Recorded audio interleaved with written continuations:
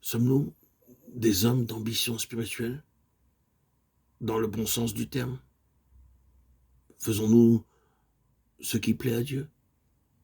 Notre Dieu est un grand Dieu, et il désire que nous atteignions de grandes choses, tout comme un père riche aimerait que ses fils et ses filles aspirent aux postes les plus élevés de leur carrière. Nous avons dans le Nouveau Testament un bon exemple de cette attitude d'ambition spirituelle, en l'apôtre Paul, qui déclare: je cours vers le but pour remporter le prix de la vocation céleste de Dieu en Jésus-Christ. Philippiens 3,14. Chers amis, frères et sœurs en Christ, auditeurs, auditrices, aspirez-vous, vous aussi, aux grandes choses spirituelles, recherchant les choses qui sont en haut, Colossiens 3, là où Christ est assis, à la droite de Dieu.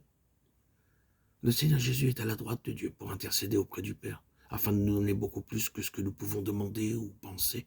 Éphésiens 3,20. Jabez prie à Dieu, étends mes limites, et Dieu nous dit maintenant: élargis l'espace de ta tente, qu'on déploie les couvertures de ta demeure.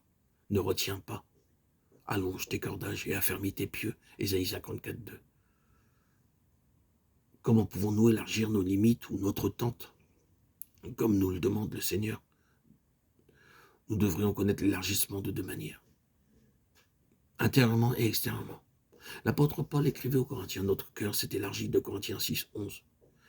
Ici, il s'agit de l'élargissement intérieur. À moins que nous soyons élargis intérieurement, notre élargissement extérieur sera peu bénéfique. Actes 6,1. Mes chers amis, frères et sœurs en Christ, avez-vous jamais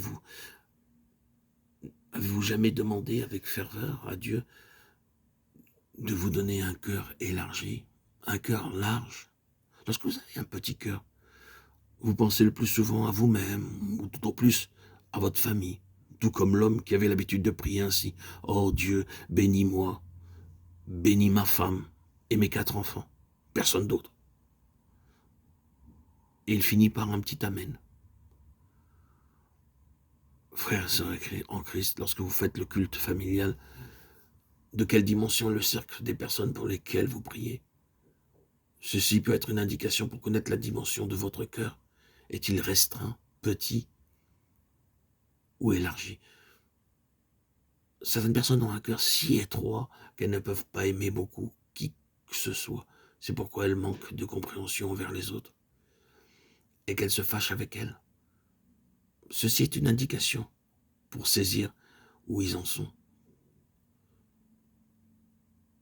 Par opposition, considérez notre Sauveur, le Seigneur Jésus-Christ. Il pria: Père, pardonne-leur car ils ne savent pas ce qu'ils font. Luc 23, 34.